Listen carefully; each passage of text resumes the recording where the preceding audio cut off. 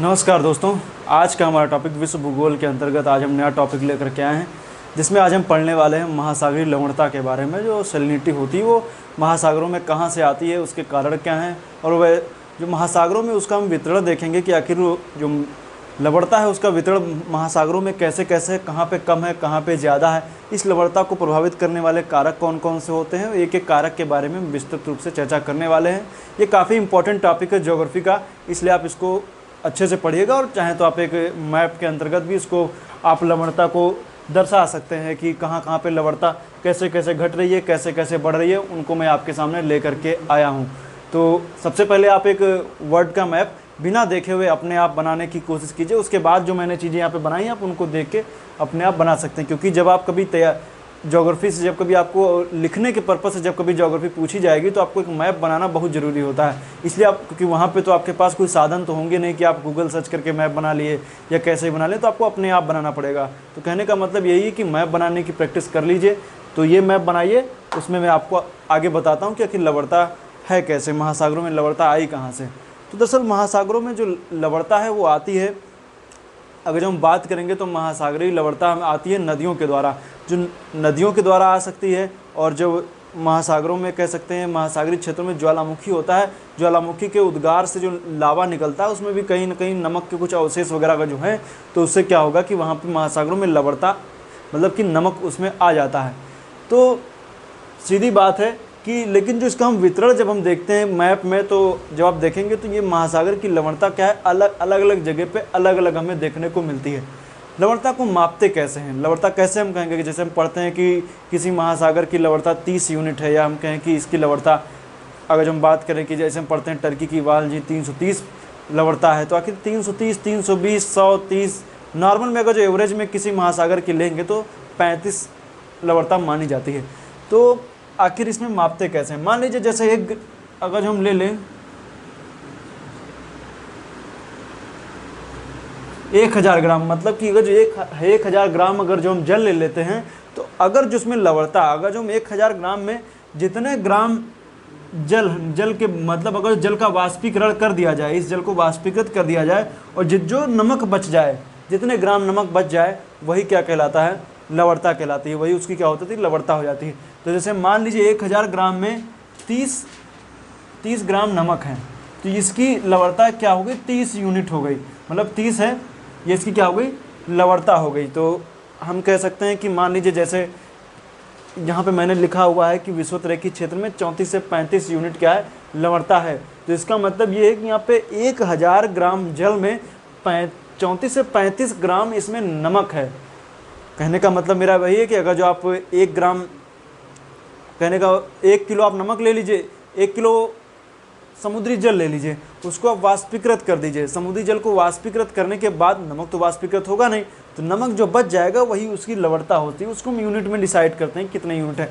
इसमें आखिर जो लवणता है इसमें कौन कौन से लवण होते हैं, तो इनको हम अगर जो देखेंगे तो सबसे ज़्यादा होता है सोडियम क्लोराइड NaCl, जो हम खाने के नमक में नॉर्मल में यूज करते हैं। उसका जो परसेंटेज होता है इस 30 ग्राम में, उसका परसेंटेज होता है 77.8%। क्या होता है, 77.8% सोडियम क्लोराइड होता है NaCl। फिर मैग्नीशियम क्लोराइड MgCl2, अगर हम ये देखेंगे तो 10.9 ग्राम होता है, 10.9%, सॉरी 10.9% क्या होता है, मैग्नीशियम क्लोराइड, जब जिसको हम काला नमक कहते हैं, जो हम लोग खाते हैं, तो वो क्या होता है, MgCl2 होता है, वो 10.9 ग्राम होता है, परसेंटेज होता है। उसके बाद में मैग्नीशियम सल्फेट होता है, वो 4.7% होता है। और भी बहुत से होते हैं, इनसे मिला करके क्या बनता है, कुल लवण बन जाते हैं। तो नॉर्मल में जो हम खाने में यूज करते हैं वो सोडियम क्लोराइड होता है, ये मैग्नीशियम क्लोराइड MgCl2 होता है। कहते हैं कि जब आप कभी भारी खाना खाएं तो उसमें क्या करें, मैग्नीशियम क्लोराइड का उपयोग करें। जैसे मान लीजिए आप चिकन मटन वगैरह जो भी लोग खाते हैं, तो अगर जब उस खाने में यूज करेंगे मैग्नीशियम क्लोराइड का, तो ज़्यादा, क्योंकि हैवी खाने के साथ में जो ये सोडियम क्लोराइड है हमारे बॉडी में जो आप देखेंगे आयरन वगैरह होते हैं, जो लवण है उनके क्या होता है, डिसबैलेंस कर देता है। इसलिए ज़्यादा नमक नहीं खाना चाहिए, ब्लड प्रेशर बढ़ा देते हैं। इस वजह से मैग्नीशियम क्लोराइड का प्रयोग थोड़ा ज़्यादा करना चाहिए भारी खाने में। खैर वो बात की बात है, मैग्नीशियम क्लोराइड वगैरह, और इनसे मिला करके क्या बनता है, लवण बन जाते हैं। लेकिन जब हम इसका वैश्विक स्तर पर वितरण देखते हैं तो कैसे कैसे ये घटता जाता है और कैसे कैसे बढ़ता जाता है। आप एक नाम सुने होंगे आइसोहेलाइन। आइसोहेलाइन जो होता है, आइसोहेलाइन जो है वो समान लवणता वाले क्षेत्रों को दर्शाने वाली क्या होती है, एक रेखा होती है। जैसे मैंने विषुवत रेखा पे बनाया, अब या मैं यहाँ पे बता दूं कि 36 से 37 डिग्री यूनिट है, यहाँ भी 36 से 37 है और यहाँ भी 36 से 37 के बीच में। तो जो ये लाइन है ये क्या कहलाई, आइसोहेलाइन कहलाई। समान लवणता वाले क्षेत्रों को दर्शाने वाली रेखा आइसोहेलाइन कहलाती है। ये आपको प्रीलिमिनरी से लेकर के अन्य जो भी आप एग्जाम देते हैं, छोटे स्तर से बड़े स्तर, कहीं पे भी पूछा जा सकता है आइसोहेलाइन रेखा होती क्या है। तो समान लवणता वाले क्षेत्रों को जोड़ने वाली या मिलाने वाली रेखा क्या कहलाती है, आइसोहेलाइन कहलाती है। अब हम इसका वितरण देखते हैं, कहाँ पे कितना वितरण है इसका। हम देखते हैं इसका वितरण। तो जब हम इसका वितरण देखते हैं तो हमें एक बात समझ में आती है कि विषुवत रेखीय क्षेत्र पे हम प्रभावित करने वाले कारकों को हम पहले देख लें कि कौन कौन से लवणता को प्रभावित करते हैं, कारक कौन कौन से हैं। एक है नदियाँ, दूसरा वाष्पीकरण, महासागरीय जलधाराएं और ज्वालामुखी। हम शुरुआत में इन दो टॉपिकों को लेकर के चलते हैं, इन्हीं से क्या होगा, अधिकतर चीज़ें डिसाइड हो जाएंगी। नदियाँ और दूसरा है वाष्पीकरण। देखते हैं विषुवत रेखा पे। विषुवत रेखीय क्षेत्रों में आप जब देखेंगे तो आपको यहाँ पे बहुत सारी नदियाँ आपको दिखेंगी जो फ्रेश वाटर ला करके महासागरों में मिलाती चली जा रही हैं। चाहे वो अमेजन नदी हो, अमेजन आप जानते हैं विश्व की सबसे ज़्यादा अफवाह मतलब जल को धारण करने वाली नदी है, और ये बहुत ज़्यादा जल लेकर के क्या करती है, मीठा जल ला करके बार बार इस अटलांटिक महासागर में कंटिन्यूस डालती चली जा रही है, इस अटलांटिक महासागर में डालती चली जा रही है, जिसकी वजह से इस क्षेत्र में अटलांटिक महासागर में क्या हो गया है, फ्रेश वाटर आता रहता है इस विषुवत रेखीय क्षेत्र में। इधर भी आप देख लीजिए तो इस तरफ से एक नदी बहती है जिसको हम बोलते हैं कांगो। कांगो नदी भी बहुत ज़्यादा मीठा पानी ला ला के क्या कर रही है, अटलांटिक महासागर मतलब विषुवत रेखीय क्षेत्र में डालती चली जा रही है। इसलिए यहाँ पर इस क्षेत्र में लवणता क्या होती है, थोड़ी कम रहती है, क्योंकि जो फ्रेश वाटर है बार बार इसी में पड़ता चला जाएगा तो लवणता क्या होगी, कम हो जाती है। इसके दूसरा कारण मैंने वाष्पीकरण को बताया, क्योंकि आप जान रहे हैं विषुवत रेखीय क्षेत्र में सूरज की किरणें लंबवत होती हैं, लेकिन वाष्पीकरण की प्रक्रिया तो होती है, लेकिन यहाँ पे बार बार बारिश होने की वजह से यहाँ पे आप देखेंगे तो ह्यूमिडिटी बहुत ज़्यादा होती है, इसलिए वाष्पीकरण की बहुत ज़्यादा नहीं हो पाती है। कहने का मतलब ये होती तो है लेकिन उतनी बारिश भी हो जाती है, तो यहाँ पे एक बैलेंस मेंटेन रहता है। इस जगह पे यहाँ पे लवणता आपको मिलेगी लेकिन बहुत ज़्यादा नहीं मिलेगी। उसके पीछे कारण यही है कि यहाँ पे एक तो नदियाँ जो मीठा जल ला करके बार बार इसमें डालती चली जा रही हैं, दूसरा वाष्पीकरण की दर तो हो रही लेकिन उतना ज़्यादा वाष्पीकरण, ह्यूमिडिटी भी है, बारिश भी होती रहती है इस क्षेत्र में, इसलिए यहाँ पे क्या होता है कि थोड़ा सा लवणता यहाँ पे कम होती है। किस क्षेत्र की तुलना में, कर्क और मकर रेखा की तुलना में। अब हम देखते हैं कर्क और मकर रेखा की तुलना में आखिर ये कैसा हो रहा है कि वहाँ पे जो लवणता है वो थोड़ी ज़्यादा होती है। तो अगर जो आपसे पूछ लिया जाए कि निम्न में से किस क्षेत्र में लवणता ज़्यादा होगी, विषुवत रेखीय क्षेत्र, कर्क या मकर रेखीय क्षेत्र, और ऊपर की ओर ले लीजिए आर्कटिक क्षेत्र या ध्रुवीय क्षेत्रों में, तो आप बता सकते हैं, आपके दिमाग में क्वेश्चन आएगा कि विषुवत रेखीय क्षेत्र में ज़्यादा होगी, क्योंकि वहाँ पे क्या है, विषुवत रेखीय क्षेत्र में आप देखेंगे तो यहाँ पे सीधी बात है कि यहाँ पे टेम्परेचर ज़्यादा रहता होगा, वाष्पीकरण की प्रक्रिया ज़्यादा हो जाती होगी, इसलिए यहाँ पे क्या होगी, लवणता ज़्यादा होगी। लेकिन ऐसा नहीं है, कर्क और मकर रेखा के क्षेत्र में वाष्पिक यहाँ पे लवणता विषुवत रेखीय की तुलना में क्या होती है, थोड़ी सी ज़्यादा होती है। क्यों ज़्यादा है उसको हम देखते हैं, क्योंकि जब आप विषुवत रेखीय क्षेत्र में के बाद जब ऊपर की ओर जाते हैं तो ये क्षेत्र आपको मिलेगा। जब इस क्षेत्र में आप देखेंगे तो यहाँ पे आपको कोई भी नदी वगैरह आपको नहीं मिलेगी जो मीठा पानी ला करके इस जगह डालती हो। कौन सी नदी, आप यहाँ भी ले लीजिए, वही इसके ऊपर थोड़ा सा मिसिसिपी मिसौरी दिखेगी, और तो कोई खास नदी यहाँ पे है नहीं। इस तरफ ले लीजिए तो पूरा मरुस्थल ही मरुस्थल है, ये भी पूरा मरुस्थल है। बाकी इस तरफ भारत के आसपास भी आपको बहुत ज़्यादा उस तरीके से नहीं दिखेगा। तो कहने का मेरा मतलब यही है कि खैर भारत को मैंने थोड़ा ज़्यादा ऊपर बना दिया है, थोड़ा सा नीचे रहेगा, यहाँ पे करीब दिखेगा। तो कहने का मेरा मतलब ये है कि इस क्षेत्र में जब आप देखेंगे कर्क रेखा के क्षेत्र में, तब वो कर्क रेखा के क्षेत्र में आपको नहीं दिखेगी उतनी। पहली इसके कारण मैंने बताया, एक तो पहली बात तो ये है कि यहाँ पे वाष्पीकरण ज़्यादा होता है, वाष्पीकरण ज़्यादा होता है तब जब सूरज कर्क रेखा पे आता है। दूसरा कारण यहाँ पे नदियों का अभाव, और तीसरा कारण हम कह सकते हैं यहाँ पे मरुस्थल है, मरुस्थल है। 3 कारण हम यहाँ पे कह सकते हैं, इसलिए यहाँ पे ज़्यादा है। क्यों? पहली बात तो नदियाँ नहीं है, नदियाँ ना होने की वजह से यहाँ पे फ्रेश वाटर आता नहीं है, फ्रेश वाटर नहीं आएगा तो ये क्या होगा, खारापन यहाँ पे बढ़ जाएगा। दूसरा है वाष्पीकरण ज़्यादा, क्योंकि इस क्षेत्र में क्या है, नमी तो जितनी ज़्यादा रहती नहीं। यहाँ पे क्या होता है, अब जानते हैं उच्च वायुदाब का क्षेत्र बनता है, वाष्पीकरण की प्रक्रिया तेज होती है। वाष्पीकरण की प्रक्रिया जब तेज होगी तो वाष्पीकरण की प्रक्रिया तेज होने से क्या होगा कि जब समुद्र का जब जल वाष्पीकृत हो जाएगा तो नमक की मात्रा उसमें बढ़ती चली जाएगी, तो नमक क्या होगा, यहाँ पे बढ़ जाएगा। इसलिए यहाँ पे क्या होगी, यहाँ पर खारापन ज़्यादा होता है। और आसपास देखेंगे कि यहाँ पे मरुस्थलीकरण वाले क्षेत्र भी हैं, तो मरुस्थलीकरण क्षेत्र में क्या है, सीधी बात है कि यहाँ से जो भी छोटी मोटी नदियाँ आएंगी तो मरुस्थल से खारे, जो भी नदियाँ यहाँ पे आती तो मरुस्थल का जो मरुस्थल से होके हुए जो नदियाँ आती हैं उनमें खारापन थोड़ा ज़्यादा रहता है। तो नदी आके मिली भी तो उसमें खारापन भी बहुत ज़्यादा रहता है। ये कारण है यहाँ पे क्या है कि यहाँ पे विषुवत रेखा की तुलना में यहाँ पे क्या होता है, खारापन थोड़ा ज़्यादा होता है। यहाँ पे ह्यूमिडिटी ज़्यादा थी, बारिश भी होती थी, यहाँ पे वो कंडीशन भी नहीं होती है। तो आप ये समझ सकते हैं कि खारापन है। लेकिन जैसे हम इसके ऊपर जाते हैं, जैसे हम इसके ऊपर जाएंगे तो ये कंडीशन थोड़ी बदल जाएगी। जैसे मान लीजिए, जैसे आप आर्कटिक सर्किल के आसपास या इस क्षेत्र में आप यूरोपियन कंट्रीज़ के आसपास के क्षेत्रों में जब आप देखेंगे तो यहाँ पे क्या होगा, इस क्षेत्र में सूरज की किरणें सीधी बात है लंबवत तो पड़ेंगी नहीं, लंबवत नहीं पड़ेंगी, तिरछी पड़ेंगी। जब सूरज की किरणें तिरछी पड़ेंगी तो वाष्पीकरण की प्रक्रिया इस क्षेत्र में क्या होगी, कम हो जाएगी। वाष्पीकरण की प्रक्रिया इस क्षेत्र में कम होगी, इसलिए यहाँ पे लवणता फिर कम हो जाएगी। यहाँ पे लवणता क्या होगी, कम होती चली जाएगी। अर्थात जब हम कर्क रेखा से उत्तर की ओर जाते हैं तब लवणता घटती है, सही बात है। जब हम कर्क रेखा से दक्षिण की ओर जाते हैं तब लवणता बढ़ती है, दोनों तरीके से सही बात है। लेकिन जब कर्क रेखा के उत्तर की ओर जाएंगे तब भी लवणता घटेगी, कर्क रेखा के दक्षिण की ओर जाएंगे तब भी लवणता घटेगी। उत्तर की ओर जाएंगे तब भी घट रही, दक्षिण की ओर जा रहे तब भी घट रही है। इसका मतलब ये 33-34 जो है यहाँ पे क्या है कि मैंने बताया वाष्पीकरण का यहाँ पे क्या होता है, अभाव होता है, बहुत कम होता है। और दूसरी बात है यहाँ पे फ्रेश नदियाँ भी आकर के यहाँ मिलती, सेंट लॉरेंस नदी आप ले लीजिए, चाहे आप इस क्षेत्र की नदियाँ ले लीजिए, बहुत सी नदियाँ जो इंग्लिश चैनल में गिरती हैं, इसलिए क्या है कि इस क्षेत्र में लवणता थोड़ा कम रहती है।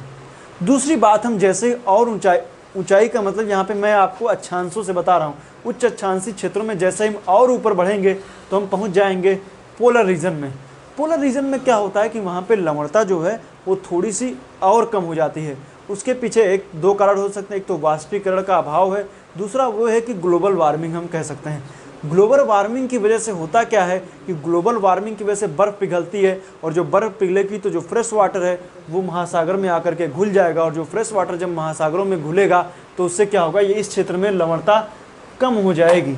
यही कारण है कि आप देखेंगे कि इस क्षेत्र में लवणता आपको बहुत कम देखने को मिलती है।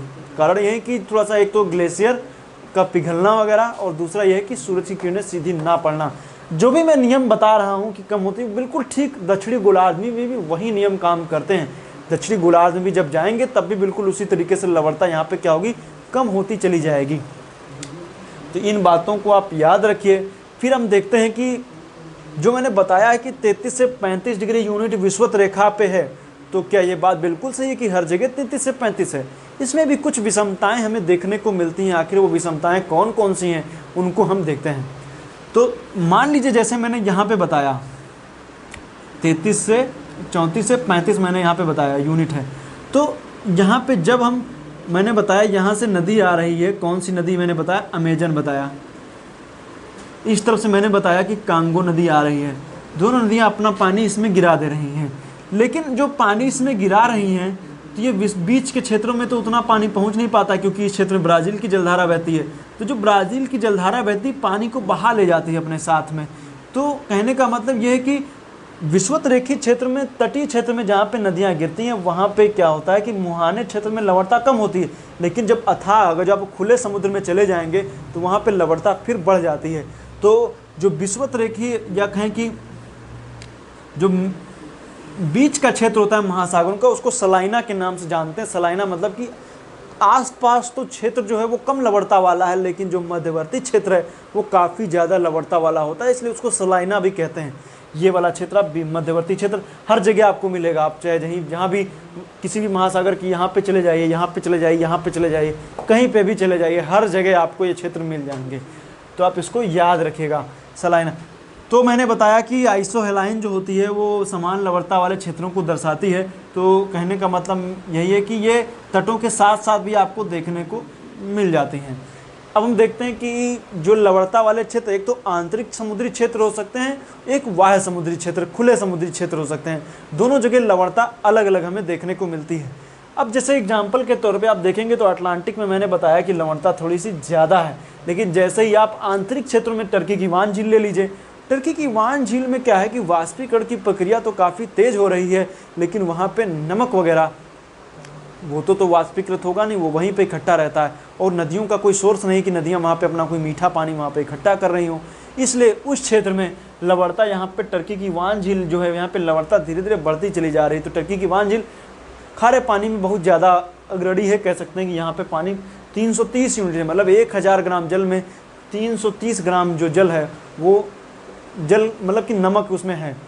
आप असल झील ले लीजिए जिबूती की, तो जिबूती की असल झील को आप ले लीजिए तो यहाँ पे 348 यूनिट यहाँ का खारापन है। कहाँ कितना 348 यूनिट। आप मृत सागर जॉर्डन कर लीजिए। टर्की की वान झील की ओर मैं खासियत बता दूं कि टर्की की वान झील में आप जब देखेंगे तो यहाँ पे आपको इस क्षेत्र में आपको दिखेगा कि आप यहाँ पे डूब नहीं सकते, क्योंकि यहाँ पे खारापन इतना ज़्यादा है कि आप पानी की सघनता भी एक प्रकार से कह सकते हैं इतनी ज़्यादा है कि आप वहाँ पे डूब नहीं सकते नमक की वजह से। फिर आप ले लीजिए यहाँ पे हम आ जाएँ बाल्टिक सागर में। जब बाल्टिक सागर की ओर रुख करेंगे तो हम देखेंगे कि बाल्टिक सागर में लवणता काफ़ी कम है। इसके पीछे दो फैक्टर काम करते हैं। एक तो यहाँ से जो भी नदियाँ आप ले लीजिए, जो भी नदियाँ यहाँ पे गिरती हैं, आप विशुरिला नदी ले लीजिए जिसके किनारे पोलैंड की राजधानी स्थित है, वो क्षेत्र ले लीजिए। चाहे आप, क्योंकि यहाँ पे क्या है कि एक तो ग्लेशियर वगैरह पिघलने की वजह से जो ब्लैक सी है, सॉरी जो ये सागर है जिसको बोलते हैं बाल्टिक सागर, तो यहाँ पे लवणता क्या हो रही है, धीरे धीरे यहाँ पे लवणता कम है, क्योंकि एक तो ग्लेशियर पिघल रहे हैं, दूसरा यहाँ पे नदियाँ वगैरह भी आकर के मिलती हैं। उसी तरीके से आप ले लीजिए ब्लैक सी को, तो ब्लैक सी में आप वोल्गा हो गया, डॉन हो गया, नीपर हो गया, ये नदियाँ क्या हो रही है गिरती हैं, इसलिए यहाँ पे 18 यूनिट है और यहाँ पे 11 यूनिट है। आपको मैं बताऊँ, अगर जो रेड सी की बात करूँ और ये बात करूँ फारस की खाड़ी की, तो दोनों के बीच में जो आप इसके खारापन देखेंगे तो जो रेड सी है, रेड सी में खारापन थोड़ा ज़्यादा है, क्योंकि यहाँ पे कोई भी नदी आकर के इसमें नहीं मिलती है।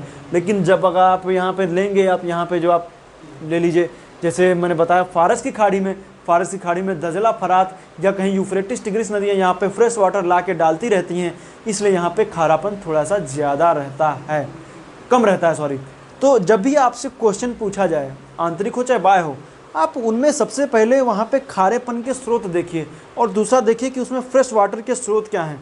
आप उर्मिया झील में ले लीजिए, चाहे आप दरिया नमक ले लीजिए, चाहे आप अरल झील को ले लीजिए, उनमें आप स्रोत देखिए, आखिर जो पानी उसमें फ्रेश वाटर आ रहा है उसके स्रोत हैं या नहीं है। उसी पे आधार पे आप क्वेश्चन लगा सकते हैं कि आखिर खारापन कहाँ पे ज़्यादा होगा, कहाँ पे कम होगा। एग्जाम्पल के तौर पे मैंने बताया, जैसे टर्की की वान झील, कोई भी वहाँ पे नदी नहीं जाती है। मृत सागर जॉर्डन का ले लीजिए, कोई फ्रेश मतलब जाती जॉर्डन नदी, लेकिन वो अपनी जीर्णावस्था को प्राप्त कर चुकी जॉर्डन नदी, इसलिए वहाँ पे वो इतना उसमें सक्षम नहीं है कि उसमें खारापन उसका ख़त्म कर सके। लेकिन वाष्पीकरण की दर उससे ज़्यादा है, इसलिए इस क्षेत्र में क्या है कि नमक थोड़ा ज़्यादा रहता है। और धीरे धीरे जो चरणबद्ध तरीके से जो नदियाँ ला करके अपना लवण इसमें जमा करते हुए चली जा रही हैं, कई सालों की, कई हजार वर्षों की प्रक्रिया रही है जो नदियाँ अपना लवण इसमें जमा करती हुई चली जा रही हैं, तलहटी में जमा होते चले जा रहे हैं। पानी तो बार बार आके प्रक्रिया चलती रहती है कि यहाँ से वाष्पीकरण हुआ, कांगो नदी में बारिश हुई, इस क्षेत्र में बारिश फिर आके इसमें आ गई, फिर वाष्पीकरण हुआ, नमक तो इस क्षेत्र का घुल के यहाँ पहुँच गया, लेकिन पानी का तो चक्र चलता ही जा रहा है। खैर, आज की फिलहाल इस वीडियो में इतना ही। मैं उम्मीद करता हूँ आपको ये जो लवणता का चैप्टर, सैलिनिटी का चैप्टर आपको समझ में आया होगा। उम्मीद करता हूँ कि आपको अच्छा लगा है, तो आप मुझे कमेंट करके बताइए आपको ये वीडियो अच्छा लगा है। तो फिलहाल आगे की जो भी वीडियो आएगी आपको आने वाले एग्ज़ाम के लिए लाभप्रद ही रहेगी। तो अगर आपको अच्छा लगता है तो अपने दोस्तों के साथ इस वीडियो को शेयर ज़रूर कीजिए। वीडियो देखने के लिए आपका बहुत बहुत धन्यवाद।